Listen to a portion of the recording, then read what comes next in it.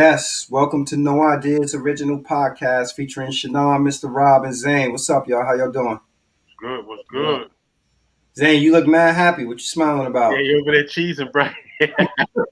Nah, I got a nice little text earlier. Okay, bro. What you working with over there? Virgo style? Nah, about a possible upcoming interview for us. Oh, Okay, okay. good stuff. You working? Is it somebody that the audience gonna like or somebody that only you gonna like? Both. Both? All Oh, right. okay. Personal. Yeah, you smiling. You like that one. Yo.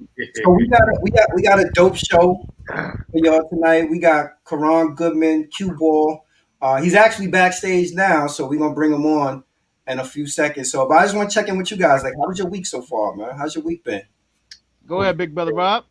Our week has been pretty. The most exciting thing, it's not even exciting, man. My dog just destroyed my damn my room, my laundry room. You know, shit all over the place. I had to clean up that. Yo, it was a disaster, man. That's me and my wife was talking about. I left the window open, and here we Hey, paying just don't, high ass just don't. gas prices. Hey, quiet as kept. Just don't let your inner Michael Vick come out on him, all right? Yo, son, I ain't gonna beat him up. I ain't gonna beat him up, son. Yeah, I put him on timeout. He's over here chilling now. So I gave him back his bed, so he over there snoring. But about to incriminate yourself. yeah, son, I ain't gonna do that, man. What's up with you, Zane?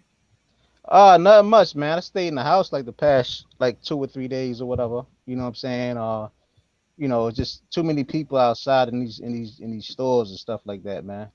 Peace, Q. What up, King? Peace. Yo, what up? What up? It's poppin', yo. What's What's good, going bro? on, Thank You you can for hear, having you me. can hear us good?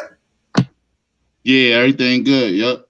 Yo, so we want to welcome you to No Ideas Original. My name is Shannon. That's Rob, and that's Zane. And for those who don't know, we got Karan Goodman, aka Cue Ball, from the Youngsters, Yes, sir. producing Yes, everything. sir. What's up, man? How you been, man? Everything is lovely right now, man. Blessed to be alive, man. That's Thank right. you for having me on the show as well, man. You know what I'm saying? I Th- salute y'all brothers. Yeah, Thanks for no coming doubt. on, bro. I'm doing my thing right now, though. I got, the YouTube channel, Hugh Ball TV.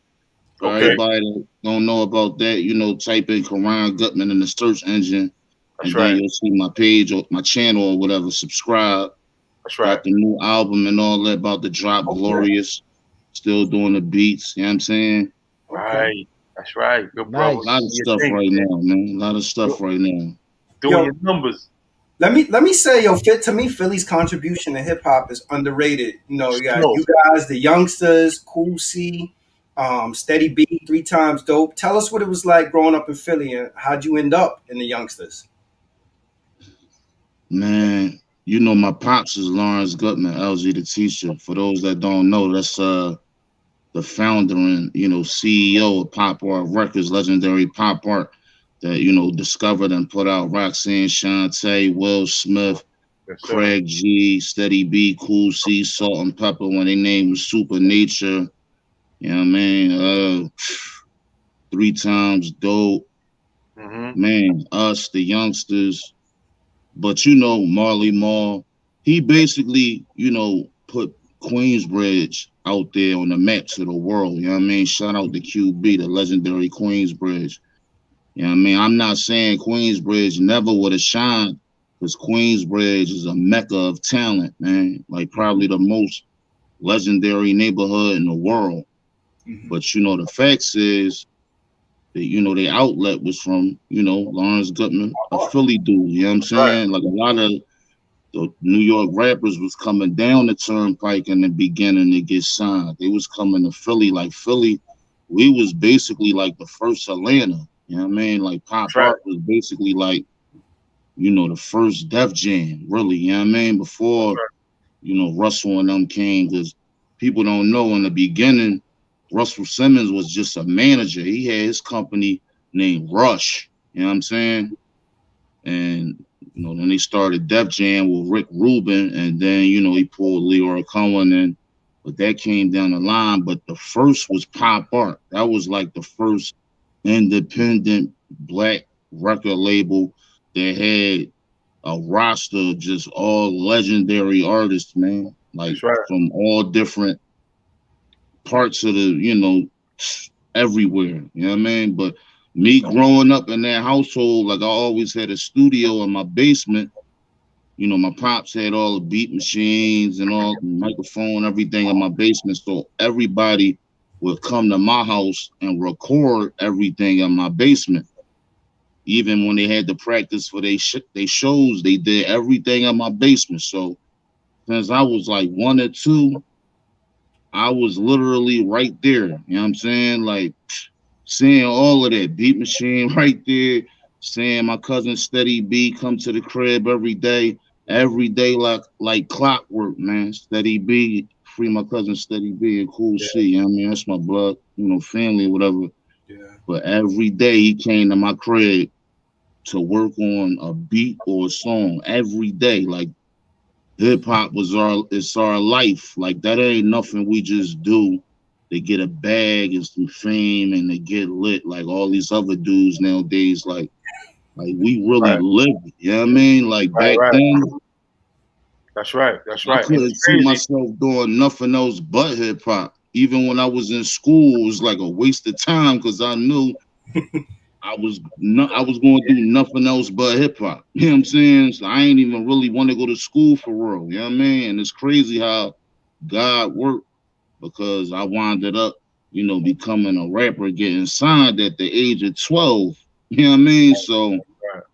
like hip hop, that's all I know. I don't just do it for a bag and to get lit. Like back then, we was doing it to be great. You know what I'm saying? Like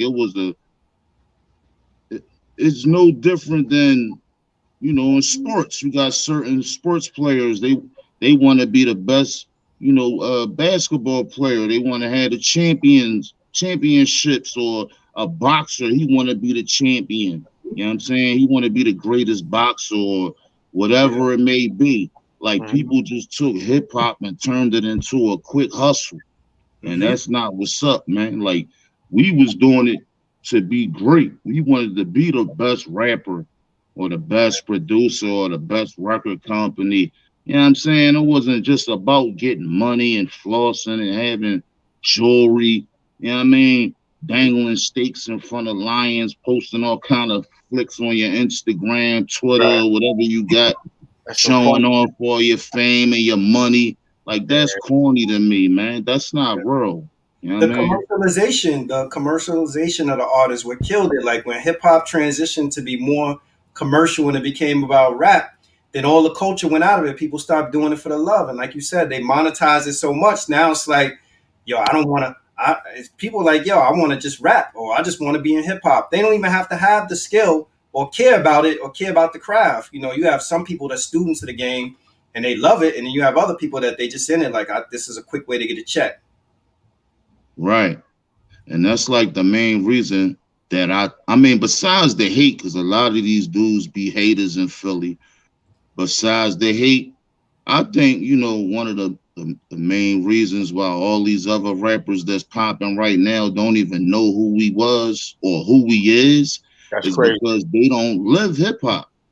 They Right. just They're came not up wanting to historians. do it to be famous and they get rich. You know what I'm saying? Like they don't really live it like, you know what I mean? If they really lived hip hop, there's no way they wouldn't know who we was. It's Yeah. impossible. You know what I And that mean? Like and when that we comes had the from city for 20 years, right. from the beginning, you had pop art from the beginning in the early mid 80s, early 80s. Hmm. Pop art records. Then after that, you had Hilltop Hustlers and Steady B, Cool C. Then all the way up to 90, 91, the Youngstas came in. Then you had the Youngstas first song, Past the Mic, 92, 93, the Aftermath album, Legendary Cruise Pop, Is You With Bruce Me, Pop. Watch Out, all that. Then 94, you had No Mercy album with Marley Marl, damn near producing the whole thing, Hip Hop Ride, Mad Props, all that. Then 95, you had I Make You Famous album.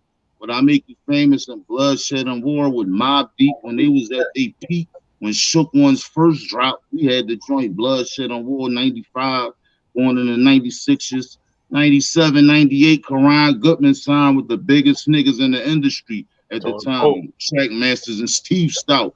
Right. Breakups, the makeups, major hit record, video directed by Hype Williams, 50 Cent in the video, his first video, Taking 98, 99, all my all that. questions. Oh, you're taking all my questions, man. You Like lying all of that. Like, and they just forget 20 years. right. Then Face Off Entertainment in 2000 to 2001, 2, 3. You know what I mean? I had the little local Philly artists, had the mixtape hosted by K Slater, the most legendary DJ in the world, like all of that. Like, so these niggas don't know none of that. That's how you know it's just hate. You know what I mean? Yeah. It's impossible. And the hate runs deep, man, because in Philly, that Philly sound, Gamble and Huff get all the credit, but Dana and Lawrence don't get no credit. And I think that's whack. Because they come over. I think that your pops are responsible for the OJs, isn't he? The songs like I Love Music and the Love for Money. Isn't that coming from your pops camp? Nah, that ain't come from my pop. I think that's like Philly International. Okay, it's Philly International. You know what I'm saying? But my pops was like all of the hip hop. Right, he's responsible for all of the hip hop stuff.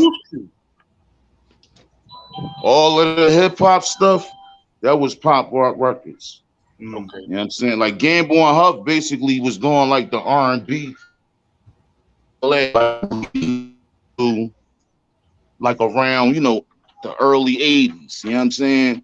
Then they start kind of fizzling out when, you know what I mean? Right. And then the hip hop came in and, you know, start taking over. And that's when, you know, Pops came in with the pop art and all of that.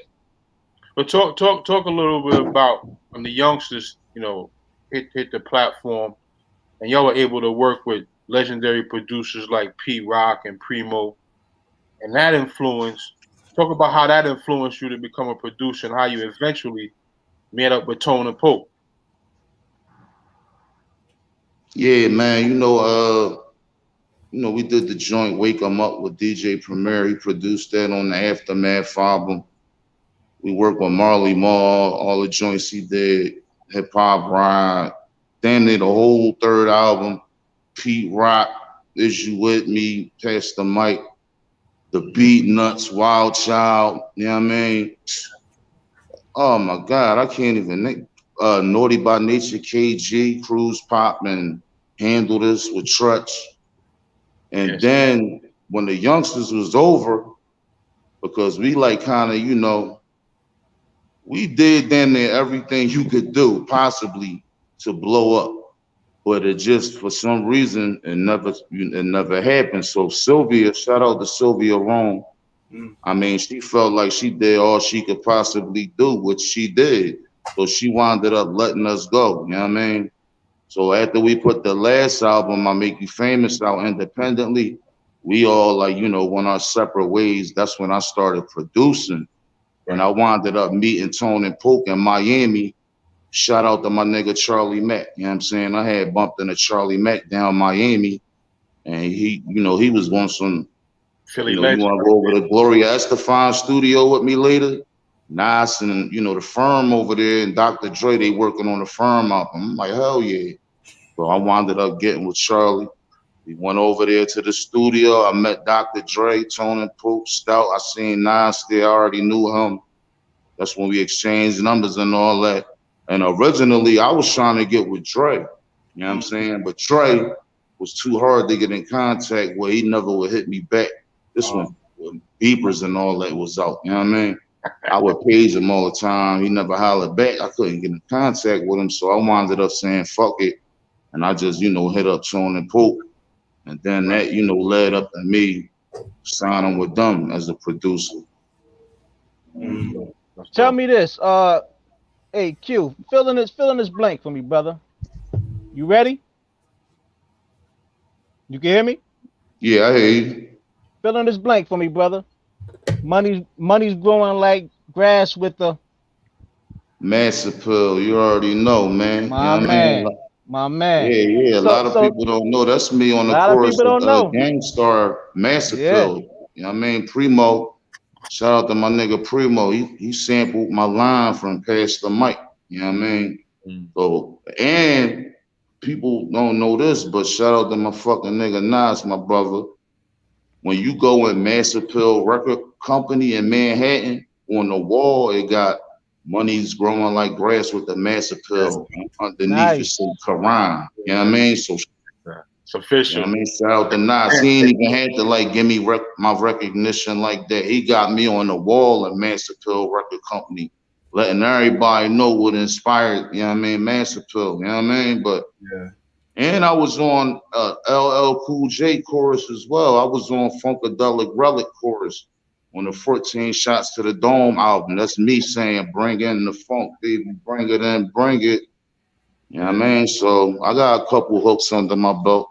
That's dope. Now, What was being this? Go ahead, Zane. Go ahead.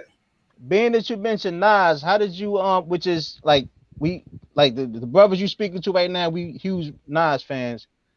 How were you able to get or to do the beat for Nas's song Anybody Test? That's when I was like around the time like I wouldn't even say I wasn't all right. This was like after the whole Trackmaster thing started fizzling out, and then I established myself as a producer, and I was just in the Sony building like one of my closest homies, man. He was like the top A&R in Sony Columbia. You know what I mean? So he had Nas project. So since being as though I already knew Nas from the youngsters, all that, you know what I mean? When Nas was in the building, that's when I wound up, getting with him, giving him beats and all that. And you know what I'm saying? He picked the Anybody Test joint, and we did that. You know what I mean? Yep. So how did things end up fizzling out with the Trackmasters? I mean, the Trackmaster thing, I can't even really tell you how that wound up fizzling out. I think really they just, they wound up just doing. They really like they had internal problems, like you know what I mean. They wound up separating from Stout, Mm. and then Tone wound up branching off, doing his own thing. That's why if you notice on the Best of Both Worlds album with Jay-Z and R. Kelly, Tone is just the producer. Like they call him the referee Tone on that album. You know what I mean? Like Right. they had broke up, you know what I mean? And then they wound up losing their position at Columbia as the vice presidents of the urban division. So they kind of like fizzled out, you know what I'm saying? And then I just, I still was doing my thing. So that's how that went down. Like really, they just fell off the planet. You know what I'm saying? I was hitting them up. They stopped responding for whatever reason. I don't know. You know what I mean? Yo, so we had Vegas. We had Vegas on, and Vegas was telling us that his situation, dissolved with Tone and Pope. But honestly, I never knew that there was like a separation in terms of Trackmasters. I just felt like the demand died down. I didn't know that they end up separating. Yeah, they separated, man. You know what I'm saying? Like, because they had went through something with Stout, and then, Poke was on some, I don't want to deal with Stout no more. But Tone and Stout was always real close.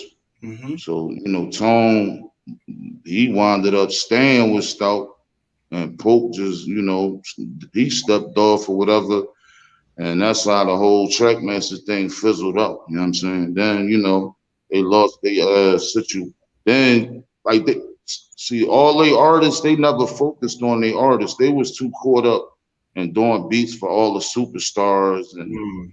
you know what I Right. mean? When they had all kinds of superstar in-house artists that wasn't developed yet, like 50, you know what I mean? They had Nature from the firm. They had Ali Vegas. They had this other chick named Glaze New York. Mm. You know what I'm saying? Like they had a couple people but they would treat them like secondary. You know what I'm saying? Like I really was doing a lot of the stuff for all the artists that I just mentioned, like you know what I mean, like me and other producers that was in their camp. They Yeah. was like trying to do all the big superstar records, chasing the big checks and the quick,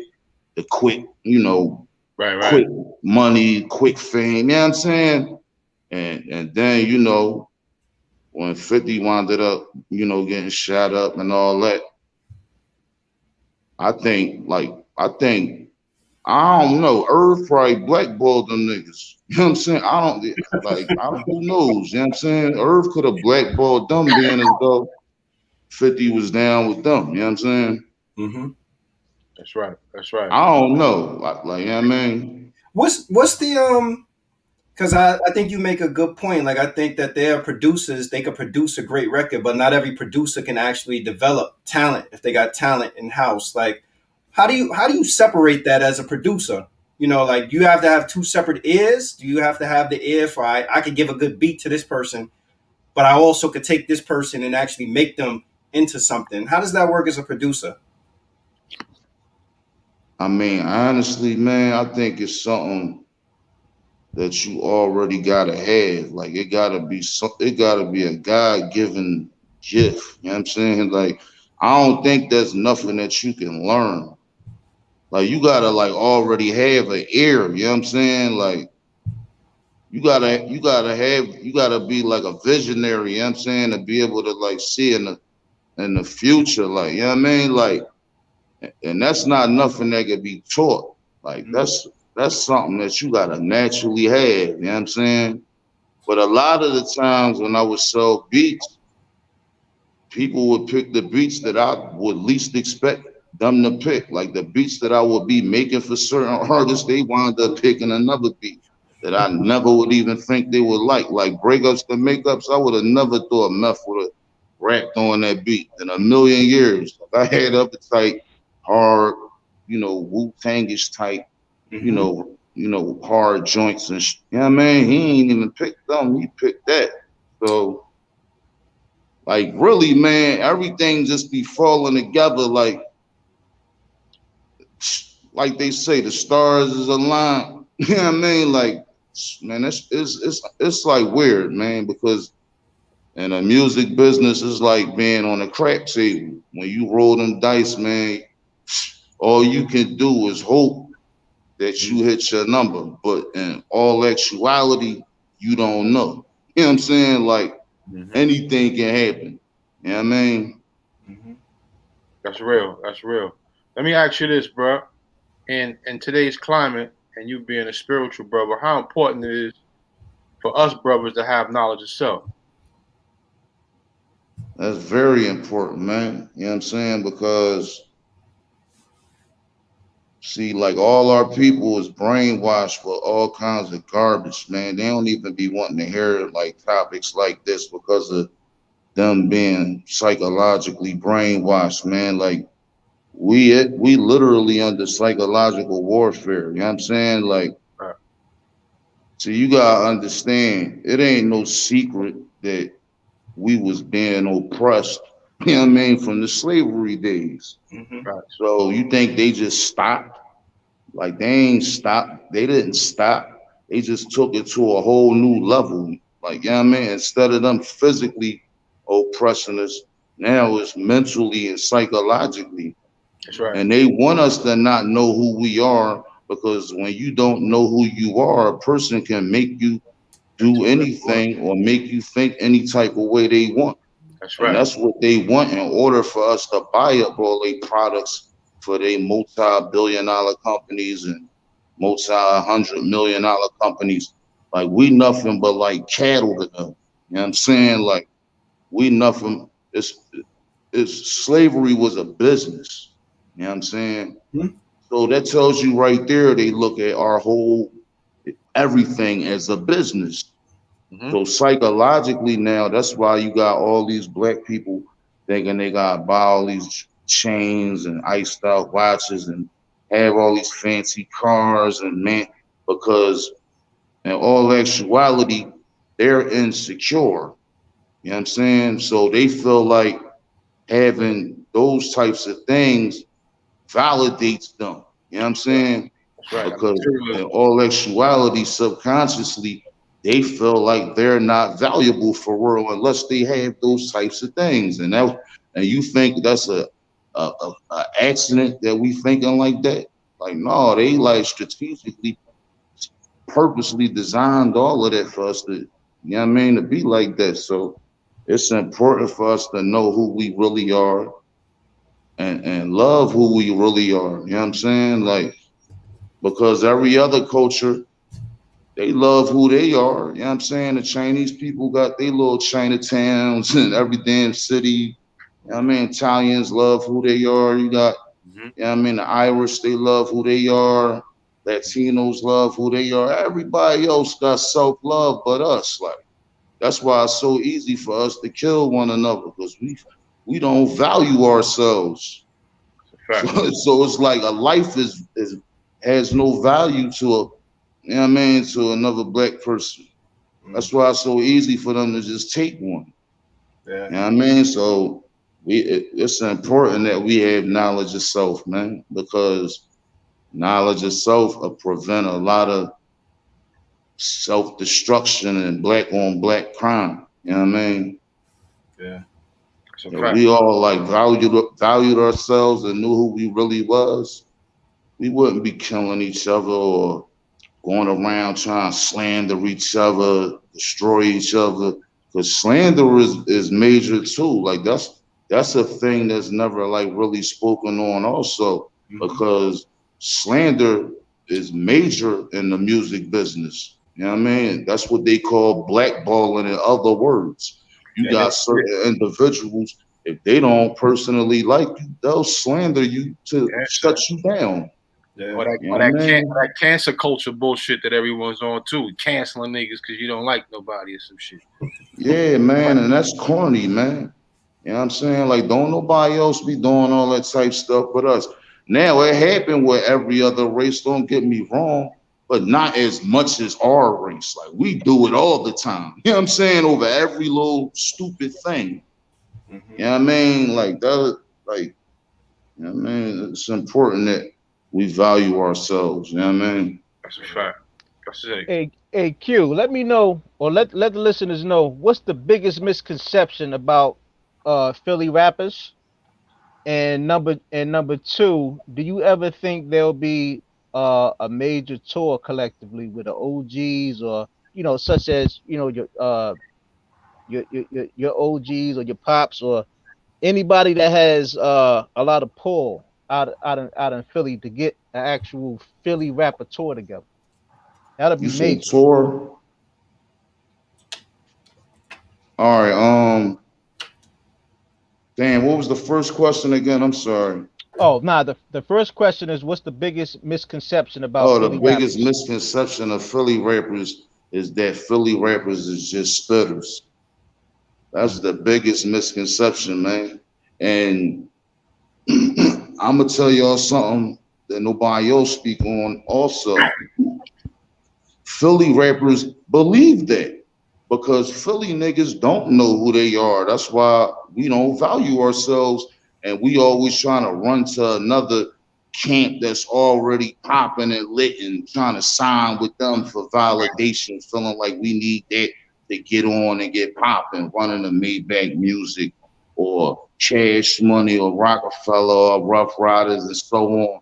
Yeah, man, if you notice, why all Philly artists always be doing stuff like that? They never try to do, like, you know what I mean, start their They own own. whatever from the muscle. Never. And That's if right. they do start doing that, they other Philly people will hate on them. You know what I'm saying? So the proof of that is they don't even know who we are. You know what I'm saying? That's like being Right. from Texas not knowing who Jay Prince is. You know how crazy that would be? Yeah. Or being from Compton not knowing who Easy E and them was and Right. Ruthless Records, or being from Miami not knowing who Luke is. You know what I'm saying? So how the hell they don't know who we are? Like They that's know. that's They know. equivalent to a black person not having knowledge of self. Hmm. So that's why it's so easy for them to sign another crew and get treated just like a spitter on the team. You know what I'm saying? Mm-hmm. Because Yeah. they don't know their value. Like Philly rappers don't know their value, man. Yo, it's And as far as a Philly tour, honestly, man, I don't think that's never going to happen. Because, like I said, all Philly rappers always try to sign to somebody else that's already popping. So they're never in position to put together their own tour because they signed to another clique. You know what I'm saying? Mm-hmm. Nobody's like doing it like, you know how, Rockefeller, they could put together a Rockefeller tour because it's Rockefeller. Like Rockefeller not going on a Dr. Dre tour. You know what I'm saying? Like That's a fact, son. Like you see what I'm saying? Like they don't think like bosses, man. They don't because they lazy. See, Philly rappers is lazy also, man. That's why they always trying to take the easy route by signing with somebody else that's already popping because they don't want to do the groundwork because they lazy. Yeah. You know what I mean? And that's the facts, man. For me to see like to see State Property come together when State Property was doing their thing, I was like, okay, so we have some Philly rappers to together, like working together. But you know, I grew up in New York, and one of the things in New York that kind of messed up hip hop for a period in time in New York was like a lot of New York artists wasn't trying to collaborate with each other because everybody wanted to be number one. Competition is healthy, but when it gets to the point where you can't collaborate with people in your city or there's minor beef, then it, you know, how you call it, it really hinders the ability to kind of grow the region. You know, I always wondered for Philly, like so in New York, when you think about hip hop, people always talk about boom bap. In the West, they talk about funk. Midwest now, the drill. Atlanta even had their movement when they was doing the snap music. What's the Philly sound to you? Like, what distinctly makes a rapper have the Philly sound? Honestly, man, Philly don't have their own sound. And that's the facts, man. All Philly artists try to sound like whatever is already hot. Mm. Like, say for example, if down south sound start popping, they gonna start trying to rap like that and rap on them type beats. You know what I'm saying? Like that's what they do because they lazy, man. They not.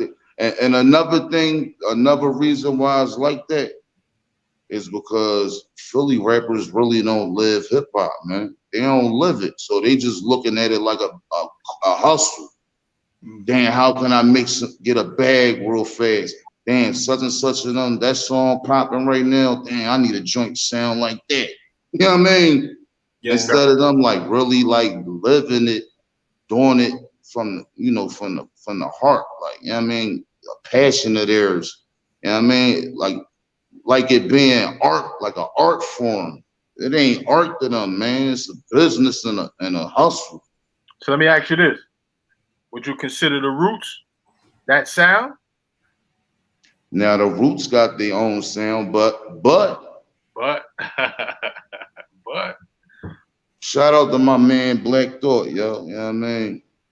Like I did, he on the joint I did for Kobe Bryant, rest in peace. I did the joint Philly Live for Kobe Bryant with Kobe Bryant, Beanie Siegel, and Black Thought. And, you know what I mean? Kobe Bryant, man, bro.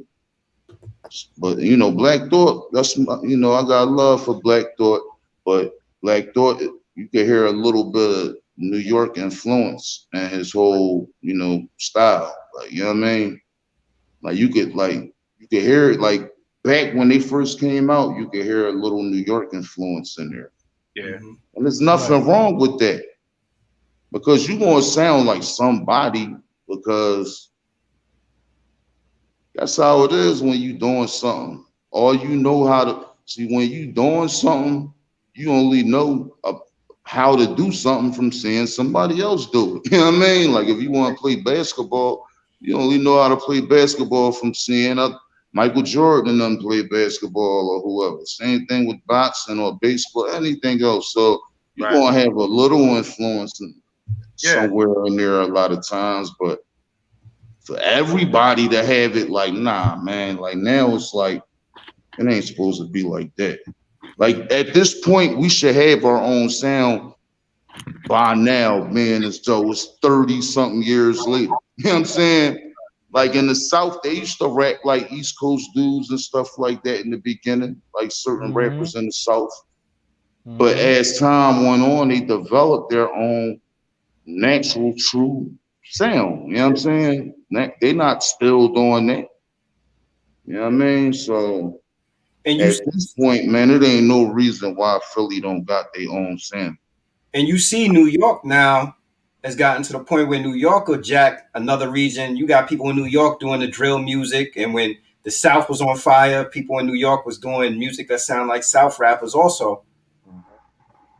Right, yeah. New York took that whole South swag too with the drill sound. You right, like that whole Chief Keef Chicago wave. They jumped on that because at that time New York was ice cold. Yep. The South was ruling the industry for a minute, and New York was a lot of New York rappers even started moving south. Yep. That's how cold New York was for a minute. You know what I'm saying? But another reason why New York sound is a little bit like that South sound, Midwest or whatever now, is because it's a whole new generation, like I said, that really don't live hip hop. They trying to just get a bag. You know what I'm saying? Like it's this whole generation now, all because that's all they see. They coming up seeing the videos of other rappers flossing all kind. See, it's crazy, but sad to say, Jay-Z really started that. Talk about it. Talk about Jay-Z and Puffy and them, they're the reason why it went the left. culture is the way it is, from flashing all that money. They was the first ones flashing money and always talking about balling and having money and Cristal, and they started it. That's a fact. You know what I'm saying? So that's a fact. That's a fact. Real quick, talk about how your talents led to meeting Babyface. It's a meeting. Say it again. I'm sorry, I ain't hear you. How did your talents lead you to meeting Babyface? Oh, Babyface! Shout out to Kenny too. Shout out to Tracy Edmonds too. You know what I mean? But that was strictly business. It was a dude named Mark Jordan. Shout out to my dude Mark Jordan, man. He was like vice president at Sony at the time. He had came up through Trackmasters also, but he had the connection with Edmonds and all and Babyface and all. So he brung it to my lawyer attention, like, yo, you know what I mean? I can get Q a publishing deal with Edmonds, you know what I'm saying? And that's how we made that happen. Shout out to Mark Jordan. That Rihanna is his artist. He the one that took Rihanna to Jay-Z and got her signed to Def Jam. You know what I'm saying? When he wound up leaving Sony and Trackmasters and all that, he the one that, you know, discovered Rihanna and got her signed. You know what I mean? Wow. And your production talents don't just land there, because you've also done movies and commercials as well. Is that correct? Say it again. I said your production talent don't just land in music. You've also done movie scores and commercials as well. Well, yeah, I mean, at one point I was like, you know, trying to get into that. That slowed up too. You know what I mean? But I'm really focused on, like, that's crazy you said that, because that's my main focus now. I want to do music, like you said, commercials, movies, television shows, stuff like that, because for one, you ain't the beat don't gotta be super crazy like that. If you listen to those beats in the background, they be corny as hell. So it's easier to do that, and you get way more money, and it lasts longer, because when you if you make a hit record for an artist, that hit record only gonna be lit for up to 3-4 months, 6 months tops. Season, that's right. And the single was over, you know what I mean? And the little royalties you're gonna get off of that gonna be nothing for the rest of your life, because the bulk of the album then already sold. You know what I'm saying? You just really getting the little scraps here and there now. But movies, man, you get them checks for 20 years, man, because a movie always gonna get aired. You know what I'm saying? Right. Movies always gonna be somewhere getting watched, whether it's getting streamed online or, you know what I mean? Right. So the movie money is way huskier, and it's easier, man. You know what I'm saying? You ain't gotta say, damn, I gotta make a banger for such and such. You know what I'm saying? Like, man, them beats be corny as hell, yo. Just listen to them, man. Yo, I've seen somewhere where they said I think Cardan is the person responsible for the Love and Hip Hop theme. Oh yeah. Yeah, I'm like, damn, like I would have never thought that he did the Love and Hip Hop theme, and he was on something saying that he still get a check off of it, and that beat is terrible. Oh my God, that beat is horrible, man. I thought I was the only one that thought that. That beat is horrible. Horrible, That's yo. crazy. That's crazy. Hey, tell us as far as production wise and MC or rapper wise, do you have a top 5 of each? And if so, who? Well, the top 5 producers I'm gonna start with. I definitely gotta say, I know it's crazy because a lot of people be sleeping on who I'm gonna say first, but I gotta say first is Eric Sermon. Wow. Yeah, Eric Sermon. Major. Yeah, Talk Yo, about the hits Eric Sermon did for all kinds of different artists through the year. Oh my Major. God, yo, Eric Sermon is way more lit than Dr. Dre, if you ask me. Yo, you know what I mean? Bandit. And he don't have no help like Dre be having other people and all that. Eric Sermon do all his shit himself. yeah. So I'm gonna say Eric Sermon, number 1. I'm gonna say DJ Premier, of course. Heavy. I'm gonna say I gotta say Dr. Dre, of course. Who else, man? I'm glad you said Eric Sermon, son, because I love that Marvin Gaye shit he did, B. Classic. Yeah. Just like Oh just like yeah. music. I gotta say my boy Havoc. You know what I'm saying? My deep shout out to my brother Havoc. Gotta say Major. Havoc. And who else? Man, I don't even know who else to put up in there, man. That fifth one is always you. That fifth one's always the tough one because you're gonna leave somebody out. What about Pete Rock, maybe? Yeah, because I don't think nobody else deserved that number 5 spot that I could think of. What about Pete thought Rock? Like, I can't thought he even said give it Pete to a Rock. Just Blaze because he not lit like that no more. You know what I'm saying? He hasn't withstood the ultimate test of time Yeah. because he's not here no more. You know what I'm saying? And really, Just Blaze is a biter because he bit one of my beats for Keith Murray. Like Oh man. he the type when you would go to Baseline Studios and dump beats and all that for like Jay and all them, he would steal your sound. Damn. He would go in the world, take your drums and all kind of stuff he was doing, man. He a real big biter. He took all them soul beats, samples and all that. He stole that from Kanye. Yeah. That's You know what I'm crazy. saying? Yeah. What about RZA? What about RZA? RZA hasn't withstood the ultimate test of time because RZA, he not hot like that no more. Like his beats, all the stuff I heard from him, like for the past years, Yeah, I ain't been feeling it like that. Like, you know what I mean? yeah, I agree with So, you on that. like that's what I'm saying. Like Havoc is still lit. You know what I mean? Like everybody I just said still lit. You know what I mean? Yeah. Rapper wise, I gotta say Jay-Z is the greatest rapper of all time, hands down, better than Biggie and Pop. You know what I'm saying? Because who knows? I think if Biggie and Pop was still alive, no disrespect, I don't think they would still be lit. Like, you know what I mean? I think they would have like played out by now. Mm-hmm. I feel that way about Pac.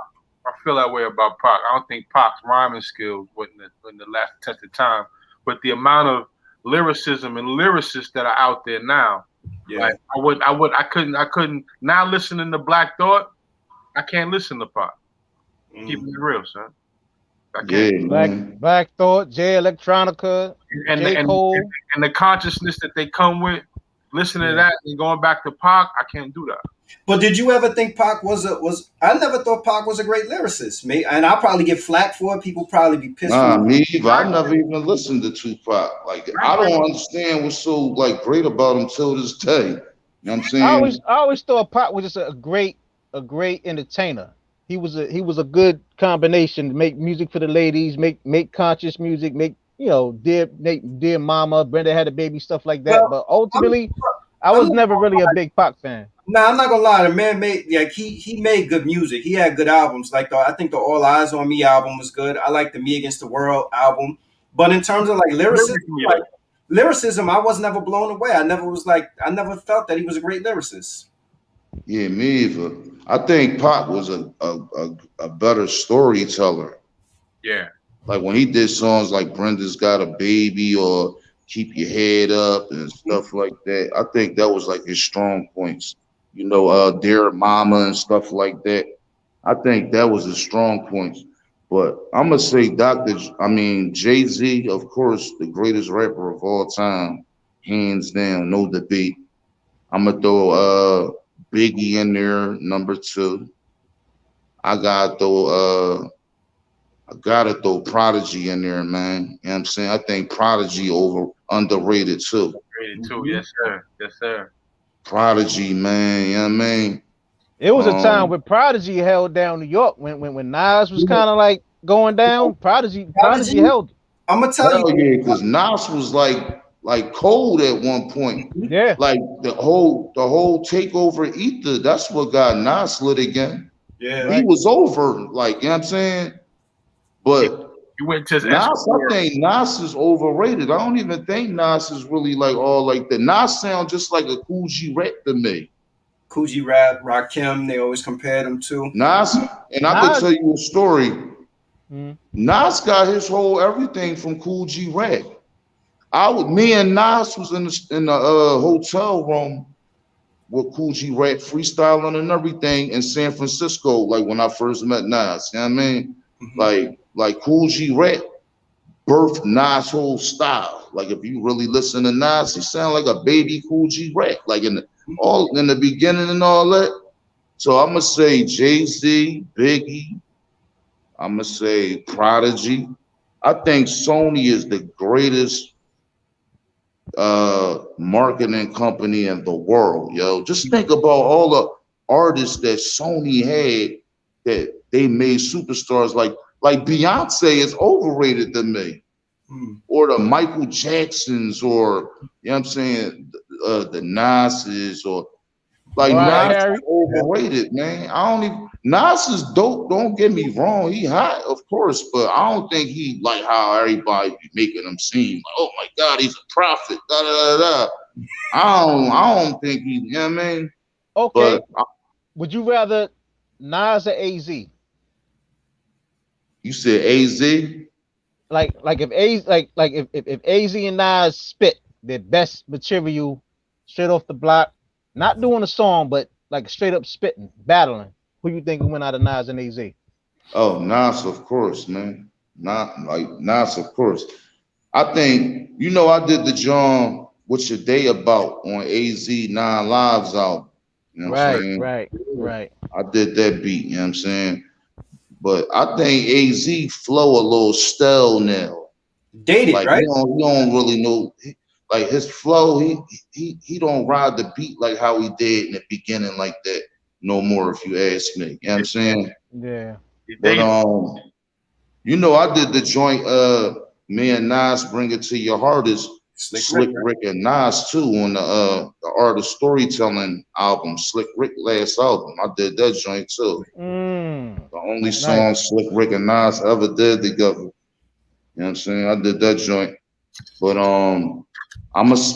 Jay-Z, Biggie, Prodigy. I'm gonna throw Nas in there, and I'm gonna say, matter of fact, I'm gonna say Snoop Dogg is number 3. That's heavy. Yeah. Respect. Snoop Dogg, yo, people be sleeping on Snoop. Snoop's his flow, everything never got whacked. Like nothing never fell off. Nothing. And when that first album came out, like popping. And he went to so many different camps and worked with so many people. Yeah. Hell yeah, man. Like Snoop Dogg is like a Too Short. Like how Too Short style still like popping, like he never fell off. Like Too Short just can rap forever. Like, you know what I'm saying? But I'm gonna say Jay-Z, Biggie, Snoop Dogg, Prodigy, and Nas.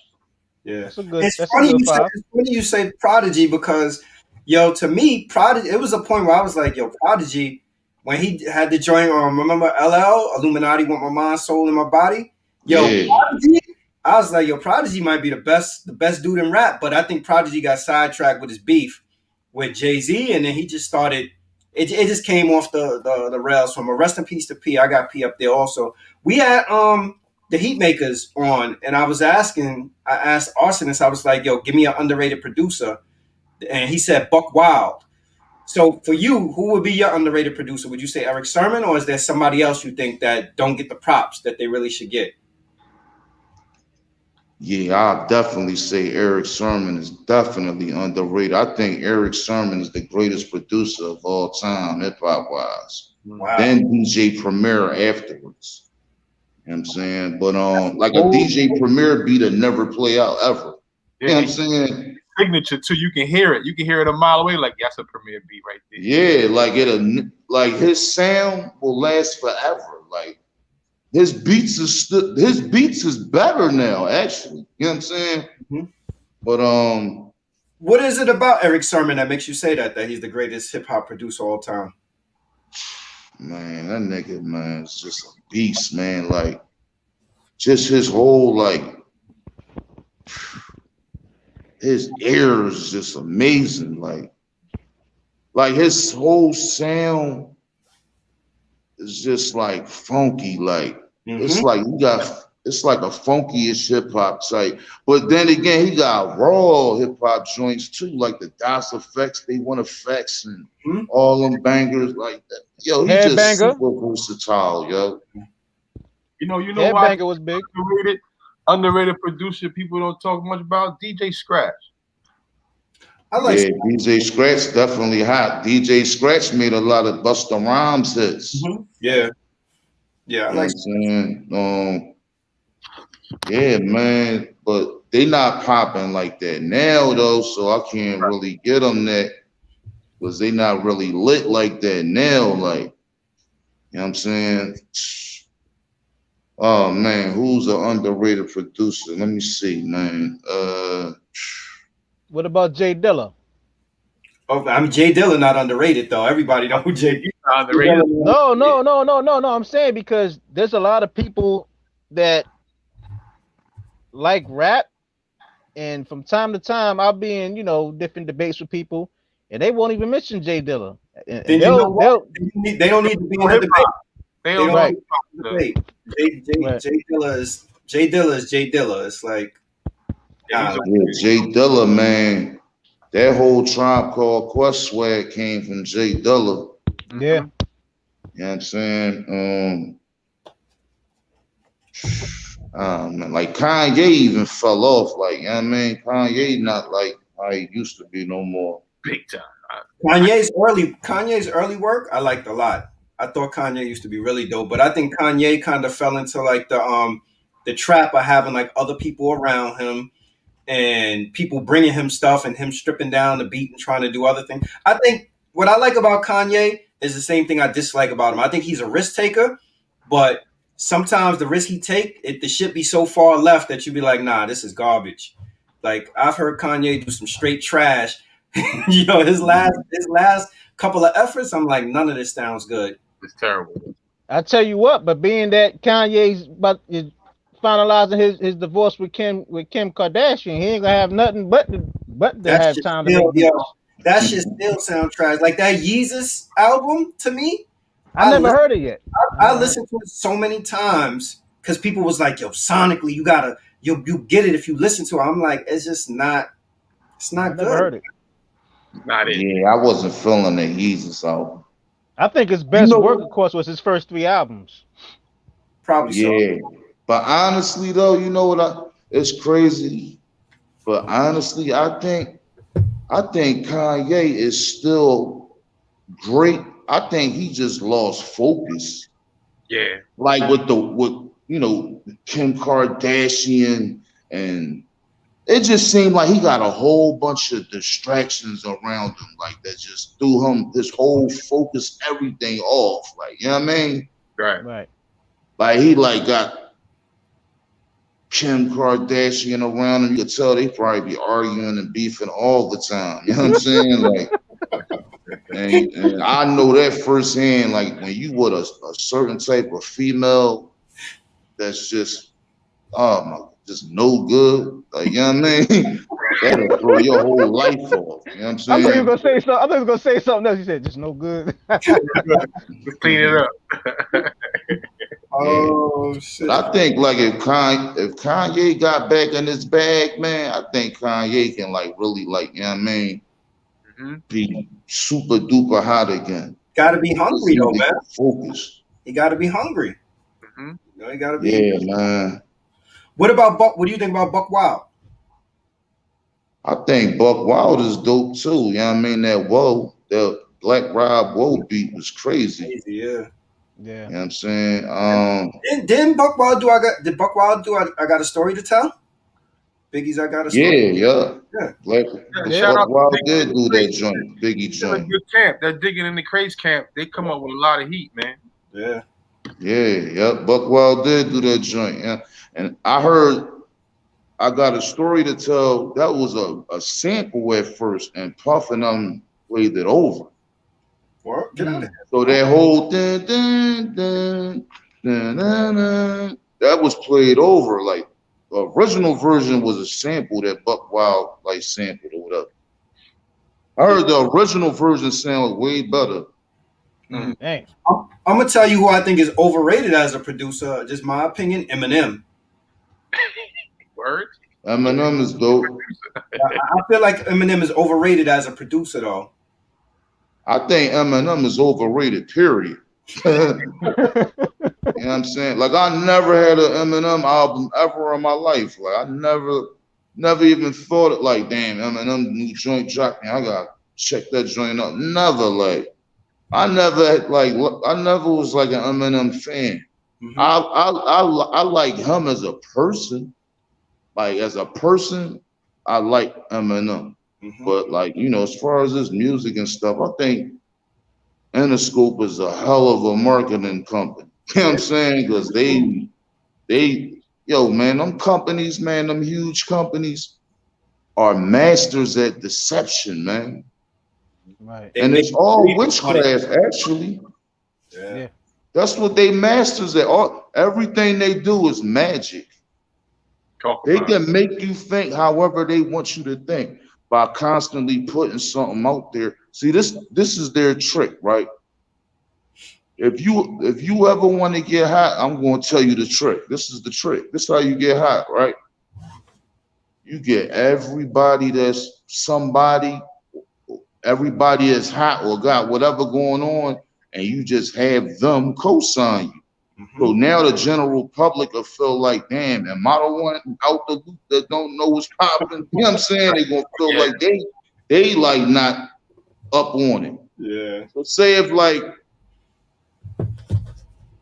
that's what they do. Like they'll have all the other artists in the industry say, yeah, man, that new Biggie album's crazy, man. I can't. You heard that new Big album? Say it. Nas say that, and then Jay say that.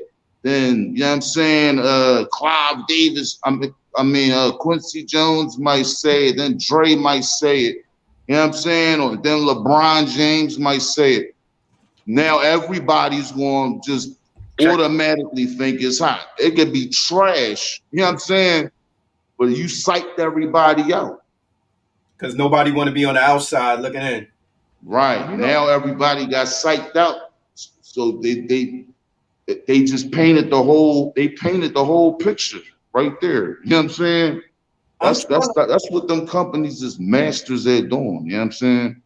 I'm It's trying so to good think you of brought an that Eminem up. beat that's dope. I'm trying to think of an Eminem beat that I actually listened to and was like, yo, this is a dope beat. Because to me, like, even the joint did for 50, Patiently Waiting, like, to me, it's a good song, but none of his beats have ever blown me away. I'm like, and when I listen to beats, I'm listening to see, like, you know, how the sample sound, if the drums are swinging, you know, like, and all his shit just to me, it just sound like, it just seemed off.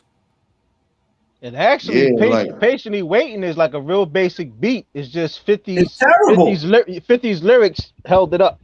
That's terrible. The joint he did for Nas, The Cross, that's terrible too. Oh, he did the cross. only Eminem beat I like is the John him and Jay-Z got together on Jay-Z album. Renegade. Renegade, that joint banging, but Yeah. this what I heard. I heard Eminem don't even really make the beats. I heard he just like lay the drums down. And then he got like other bass players and dudes that know how to play the keys come in and play whatever over. You know what I'm saying? And then he'll just be like the conductor, you know what I mean? Like the oversee everything, like how Puff basically be doing. But That's he my just laid a skeleton. He learned that from Dr. Dre. Right, exactly. That's what Dre do. Dre just laid a skeleton. Yo, that's Yeah. my And he'll bring favorite in the part Scott of Eminem beats. Storches and all them type people to dress it up, and then he'll tell them, no, that ain't hot. Play something else. No. Oh yeah, right there. Boom. Yeah, keep that. That's all they be doing. You Yo, know that's what I mean? my least favorite part of Eminem beats are the drums. I think the drums be trash. Yo, them drums be trash. But Dre drums, to me, his signature is his drums. You I know, don't even think it's his drums. I think it's his mixing.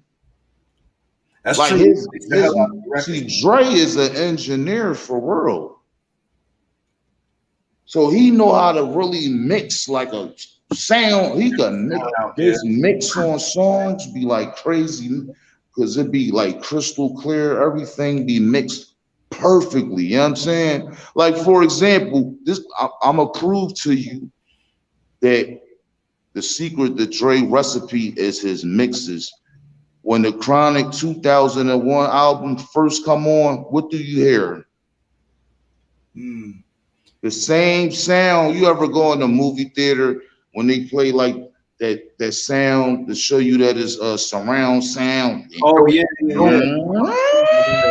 The Dolby sound. I know you're talking about. yeah. That's at the beginning of the Chronic in 2001 album. So he basically telling you right there, sonically, what you about to hear is going to be sonically Cinematic. amazing. Yeah. That's a fact. That's a fact. That's a fact. It's funny. Now we're talking about that. Let me ask you this. From a creative standpoint, what keeps you on edge and how important is your imagination? Well, what keeps my juices flowing, man, is I just want to be great. I mean, it ain't even about the money. I want to be great, and I want the respect and recognition. That's gonna make me feel certified, like Right. from my peers, like people like y'all. You know what I'm saying, and other musicians and producers, and you know what I'm saying. Right. When I want my peers to recognize me and acknowledge me, like, yo, that nigga is the shit.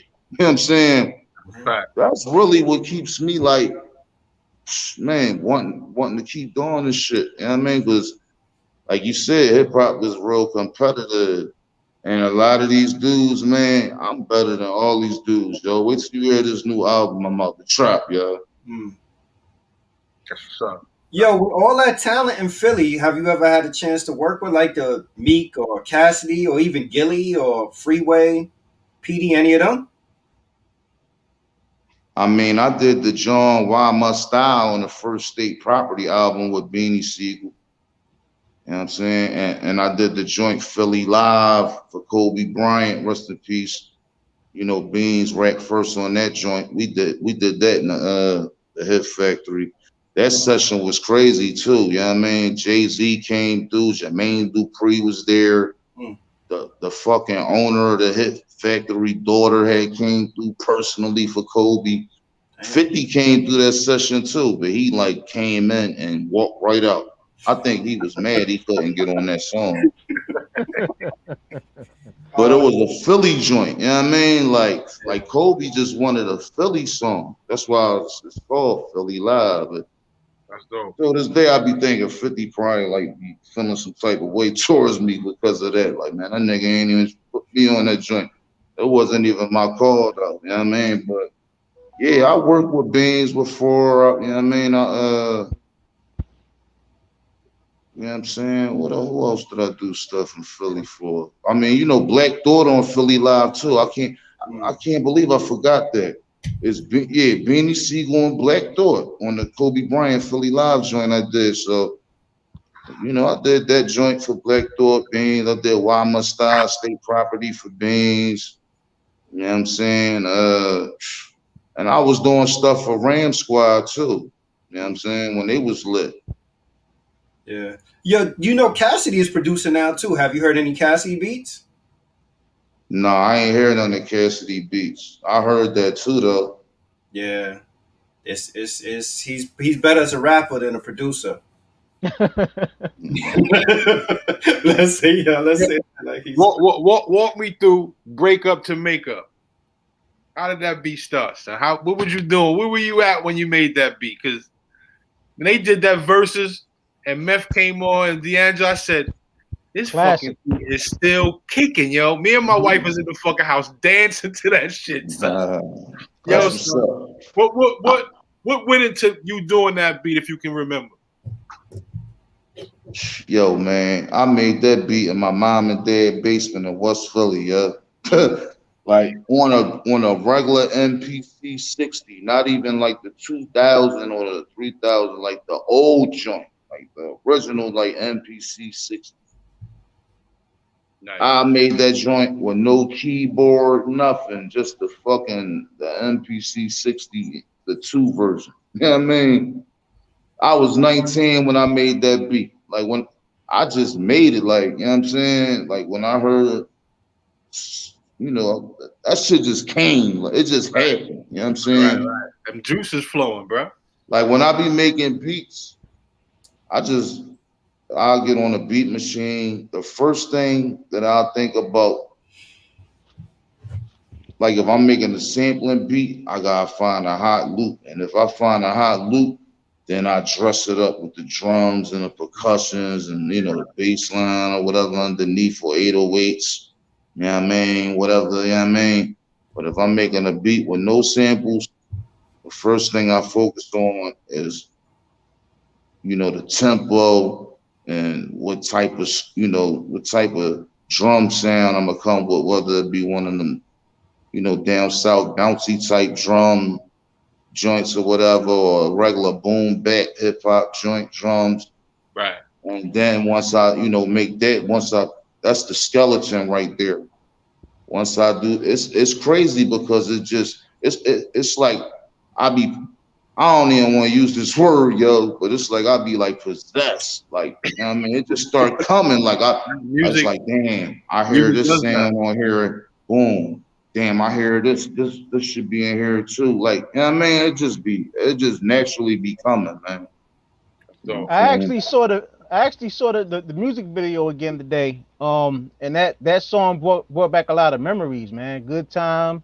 I believe that was on Method Man's Judgment Day album. But when I looked at the video, I noticed like 50 Cent made the cameo at the bar. yeah, I didn't even know that when I seen that. Yeah, it had 50 Cent in there. You had Vita, who was signed to Murder Inc. Actually, I knew her personally. Like me and Vita went to the same high school. She lived at the end of my block when I lived up in Jersey. Okay. And who else was in there? It was somebody. That was you at the bar, right? Street lights in there. Yeah, that was you at the bar with like the blue Avirex or something. Yeah, okay. Yeah, right. but that song like. Now go ahead. Yeah, I was the ex-boyfriend in the video, and Vita was the ex-girlfriend. I was Vita's new boyfriend. Right. Telling you, man, that's a classic right there, bro. Real strong catalog right there, bro. Absolutely. And that was 50's first video. Like we did that video in 50 neighborhood in Southside, Jamaica, Queens, right in the Rochdale buildings, right off like God Brew and Merrick and all that. Because Hype Williams is from Southside, Jamaica, Queens, so that's why we shot that video. And because you know, sometimes like Hype be doing videos in his hood a lot. You know what I'm saying? Like the rep his hood. So yeah, I mean, we did that joint in Southside, and then 50 being as though we was in his neighborhood, he was out there, and being as though I made the joint and we was all Trackmasters, of course he gonna be on the set with me. Right. You know what I'm saying? And then 50 is a super duper go-getter hustler. You know what I'm saying? Like that nigga talk his way through a paper bag. Like that nigga get in a room and just start, he'll start linking with people and busting it up with them. You know what I'm saying? Talk like he's a master at all that. So once he just was on the set, man, like he pretty much got his spot in that video himself from hype. You know what I mean? Cause he know how to like work. He know how to, man, that nigga's he a genius with that. Genius. Yes, sir. Yes, sir. Yo, So what needs to happen for hip hop culture and historians to get more in tune and I guess get like the history of the youngsters. Like, how do we get the youngsters edged back into hip hop history? Because you guys were like one of the original groups coming out of Philly. And it was the youngest group, the youngest hard group coming up that you had to respect. Like, yo, these little niggas is hard as fucking shit. Yeah, that Cruise Pop, boy. Yo, son, to be rocking with Tretch at that time, that Cruise Pop, I'm like, and these niggas are spitting. Yeah. They 12 years old. I'm like, this shit bugged me out when I was small, son. Word is ball. Thanks, dog. Word is I ball. mean, at this point, man, it is what it is, man. Like, the truth always come to light. You know what I mean? So sooner or later, man, people won't know what it is because that's just, you know what I mean? That's just the laws of physics, man. You know what I'm saying? Like the truth gonna come to light eventually. So I'm just gonna keep it moving on me. You know what I'm saying? Because I don't want to be one of them, old school rappers still living in the past and shit. You know what I mean? Right. Like people gonna know what it is eventually. And it's sad, man, because in the music industry, man, just in black culture, period, a person gotta die in order for people to start like really recognizing and realizing who they was, yo. Yeah. And it's sad, yeah. Because say like, yeah, man, like, when certain people die, that's when they start playing all their music and celebrating them and all that. I hope it ain't gonna be a situation like that. You know what I mean? But yeah, I'ma just keep it moving, man. Like the real hip hop heads know what it is, you know what I'm saying? Like people like y'all, and that's really all I care about. You know what I mean? I want the world to recognize it, you know what I'm saying? Yo, all the niggas that ain't recognizing me, they gonna be fizzled out soon anyway.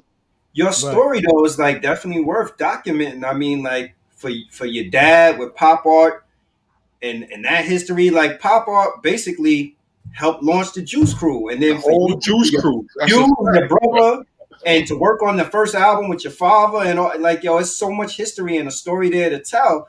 That yo, you can't let that shit go. Like you gotta make sure that it's firmly implanted in the hip hop books, man. Right. Yeah, and it's crazy. Like, yo, that's what I'm gonna start focusing on, man, is documentary and movie and all that. You know what I'm saying? Because I don't know him like that, but Jay-Z, man, Calvin Klein from Brooklyn. Well, that's a dude that Jay-Z came up with. He did some time or whatever, came home. He came home a little while ago, whatever. That's Jay-Z, man, when, he was doing this thing in the streets of Brooklyn or whatever. But I had him up on Instagram, and he put the bug in my ear like, yo, you need to be doing a movie. Yeah. You know what I'm saying? Like, you need to focus on a movie. Like, if you want to sit down with me and, you know what I mean, you need some help or whatever, as far as like, some direction or whatever, you need some gems or whatever, like, you know what I mean, I'll do it, whatever, help you out or whatever. But the nigga Calvin Klein even said that, like, yo, man, your whole story is a movie. That's what you need to be focused on. That's a fact. Or even a book or a movie and a book. You should think about that for real. I did a book too, but I pulled it back. because of certain like things and people I had mentioned in there, and I ain't want no type of repercussions as far as legally. So I had to, pull it back, tweak it a little, but I'm about to put it back out. You know what I'm saying? Yeah. The new version. You know what I mean? Yo, let me The tell name you. of my book is The Evils, like Jay-Z song, The Evils, Devils. Yeah, yeah.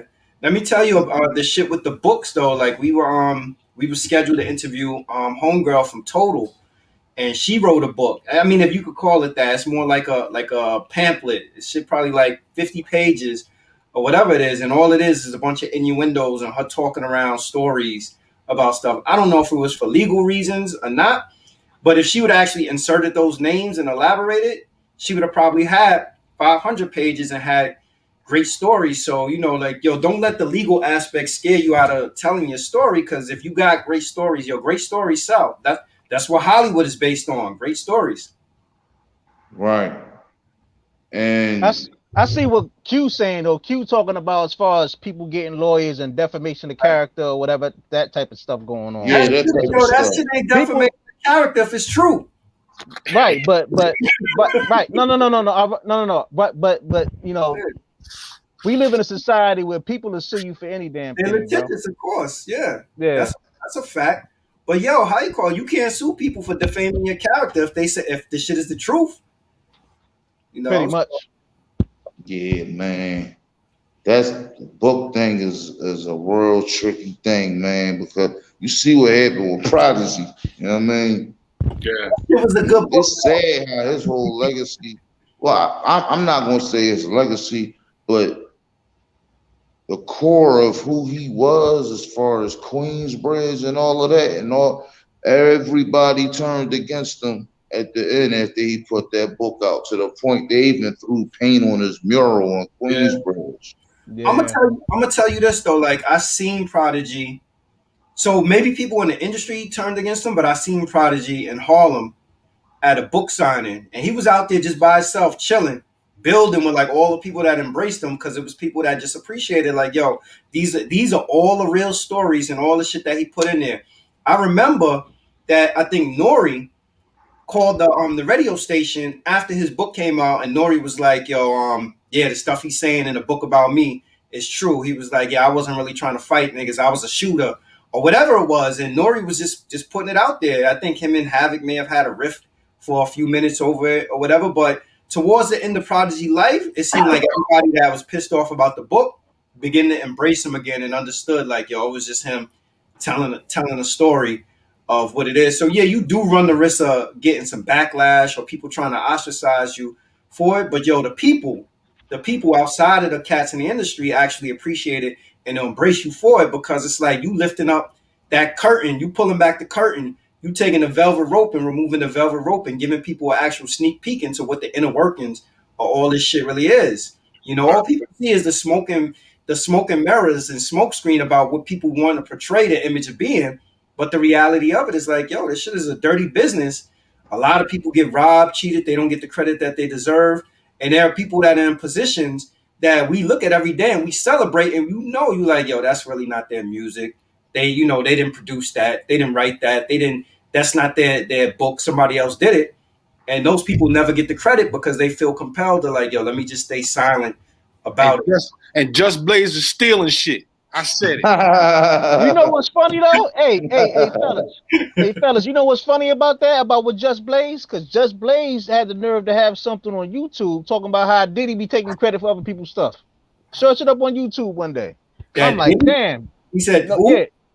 Just Blaze has Just Blaze has a joint on YouTube talking about how Diddy taking credit for stuff that he ain't do. And look at what Just Blaze doing. Everybody knew Diddy was more of a conductor than a producer. No. I know that part. What I'm saying, Just Blaze has a lot of nerve. If he's fighting and taking from everybody else, he's doing the same thing. Yo, speaking of Just Blaze though, I don't know. There's another thing. I don't know. Have you seen? They also have that on YouTube where they go in, they have people go in and pick out like 4 albums randomly, and they got to make a beat on the spot. Appeal. I know what that is. Yeah. Oh, yeah. Have you seen that, Q? No, I didn't see that yet. They had Just Blaze do it. They had Havoc do it. They go into a record store. They go into a record store blindfolded and just pick 3 joints and they be like, in the studio and make a beat. And yo, wow. I got another producer. Another producer that popped in I would love to do that, man. What do you think of Large Professor? Oh, Large. I think Large Professor is dope too. I shout out to Large Professor. I know Extra P too. Yeah. Like Large Professor, at the time, he would make all his beats on the ASR 10 keyboard. That was his joint. You know what I'm saying? Like the beat Rewind for Nas and all them joints. Like he was making all them joints on the ASR 10 keyboard. But Large Professor is dope, man. You know what I'm saying? Like I've been knowing him since the Youngstas and all that too. I've been in the studio with him, working with Nas like a couple times. He come through, be making beats on the spot for Nas. They be all in the studio. Like I was in the studio with him and Nas and all them niggas a couple times. But yeah, I think Large Professor is dope too. You know what I'm saying? But I haven't heard anything like that from him lately. But I want to touch back on Just Blaze real fast, right? This is another thing I ain't never tell nobody a story, right? I did a joint on Keith Murray last album on Def Jam called "Oh My Goodness." That's like the second or third song on the album. Jamie Foxx be talking like at the beginning or whatever. But I made that joint for Keith Murray, right? So Eric Sermon hit me up one day on the two-way. That's when two-way pages was out. Eric Sermon hit me up like, yo, what's your phone number? I sent him my number. He called me. He like, yo, congratulations. You got Keith Murray first single. Wow. I'm like, oh, shit. Dang, that's what's up. You know what I mean? So we chopped it up briefly. He let me know I got Keith Murray first single. Def Jam white labeled the joint, pressed it up. They started playing it in clubs. The DJs was playing it. You know what I mean? All the clubs and stuff. And all of a sudden, the other joint that was Keith Murray first single that Just Blaze made, that sound exactly like my beat. Just Blaze went and made a beat just like mine. And they made the single Just Blaze joint first, be it as though it was Just Blaze and he was, super hot at the time. The nigga stole my whole beat, yo. Like, just go to Keith Murray album and listen to Oh My Goodness, and then listen to the Keith Murray joint. I think it was called Yeah, Yeah, You Know It, or something like that. That nigga just stole my whole beat, yo, and wound up getting the first single. That nigga be stealing beat. And Just Blaze, I met Just Blaze before he ever sold one like real beat in this studio named the Cutting Room in Manhattan. One day I was in Harlem and I was on 125th, just ride through Harlem. I seen Havoc. So, Hav like, damn, what up, nigga? Yo, let's go to the studio. I'm about to go down to the studio. You know what I'm saying? I'm like, all right, but I followed Havoc back to the studio in Manhattan, Cutting Room. And we did a joint called So Sick. It's on YouTube. You know what I mean? Hav made the beat. He on the chorus with me or whatever. But Just Blaze was the engineer of that session. You know what I'm saying? Like, he was the engineer first. You know what I mean? Like, that's when I first met Just Blaze, like in the studio with Havoc. Just lazy. That nigga lazy. That's what it was. Fucking sucker. Fucking stealing shit from people, yo. That's crazy, man. I appreciate you, man. You yo, for sure, come a long way, man. And it's good to see you. You look healthy. You look good. Thank you, bro. For real, man. I appreciate it, man. I love what I'm seeing in you, man. For real, man. Yeah. Yo, plug what you got going on before we let you go again. Yeah, go to follow me on my Instagram, Twitter at Quaran Goodman. You know what I'm saying? Everything Quaran Goodman, real name, no gimmicks. Subscribe to my YouTube channel. Go to YouTube, or if you already on YouTube with this, type in Quaran Goodman. You're going to see Cue Ball TV. Click on that joint, subscribe. I got all kinds of crazy footage, all kinds of, man, me finding dead bodies in cars, me pulling up on people dying from motorcycle accidents on the spot while I'm filming them, me telling all kinds of classic hip hop stories, me, dropping gems on people, telling people about the industry, everything, man. You know what I'm saying? Subscribe to Q Ball TV. You know what I mean? A new album, Glorious. I'm about to drop that. You know what I mean? I'm gonna let my peoples right here know the date. You know what I'm saying? So y'all can get that or whatever before I drop it. You know what I mean? For sure. Yo, we appreciate you, man. Thank you for coming on. No doubt, man. Shout out to West Philly, man. You already know, man. Salute, bro. Salute, man. All right. Salute, yo. Much love, yo. Much love, bro. Peace. There you have it. That was dope, man. That was a pretty good interview, man. Ron Goodman. So thank you everybody for tuning in with us this week. You know, you got some hip hop history, some classic stories from Q Ball. Anything you want to say in closing, Rob, Zane, before we wrap? Nah, man. Listen, man. For those that are watching, especially you young listeners, man, know your history, man. You're missing out if you don't know what came before you, man. They give you the opportunity and the privilege to do the things you're doing now, man. That young brother has done so much at a young age, man. And like I said, man, there's so much that I wasn't even aware that he did do and he had his hands in, and he's still working, man. So shout out to Q Ball, shout out to the whole Youngstas scrap, shout out to his pops, his uncle, Pop Art, that whole Philly sound. Shout out to Philly. Mm-hmm. Philly don't get nowhere near the props they need to be getting. They need to come together. They need to get off that, that individual shit and start doing things, because Philly got a great sound. They always had a great sound, whether it's R&B, whether it's hip hop, whatever genre of music Philly's coming from. Funny we talked about Philly, because a lot of their music I grew up on not knowing the shit was from Philly. Yeah. Man, so you know what I mean? Just know who you are, man. Have some knowledge of self, man. Have some pride in yourself, man. For real. What's up, Zane? What you want to say?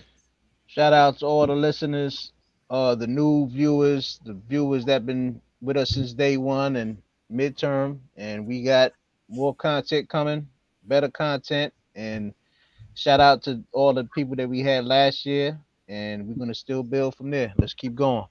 Yo, Zane, I have to ask you this before we end. Is that a Shaft DVD in your background? Nah, it's a limited edition Shaft book that I got out in DC. Yeah, You's a collector on the low, so you be collecting. Yeah, that's what I'm saying, yo. There you go, boy. Gotta watch it. So you got OT. It's probably like maybe like less than 10 in the world. Yeah, it's actually like a comic. It's actually a comic book. It's very vulgar, and it's like R-rated. It got like crazy stuff in it. You got OT kettles and cuckoo clocks in your house too, bro? Nah, not yet, man. I collect the coins, of course, the cards, and like I said, I had got the like remember last episode I told you I picked up that limited edition Pokemon joint. That already worth a lot of money, but yeah, but shout out to like I said, all the viewers and stuff, and don't forget to subscribe and like and comment, and we got some more stuff coming.